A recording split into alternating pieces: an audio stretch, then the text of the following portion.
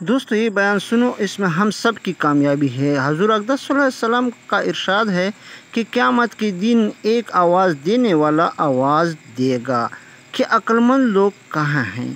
لوگ پوچھیں گے کہ عقل مندوں سے کون مراد ہے؟ جواب ملے گا، وہ لوگ جو اللہ کا ذکر کرتے تھے، کھڑے اور بیٹھے اور لیٹے ہوئے، یعنی ہر حال میں اللہ کا ذکر کرتے رہتے تھے، اور آسمانوں اور زمینوں کے پیدا ہونے میں غور کرتے تھے اور کہتے تھے کہ یا اللہ، آپ نے یہ سب بے فائدہ تو پیدا کیا ہی نہیں، ہم آپ کی تسبیح کرتے ہیں، آپ ہم کو جہنم کے عذاب سے بچا لیجیے۔ اس کے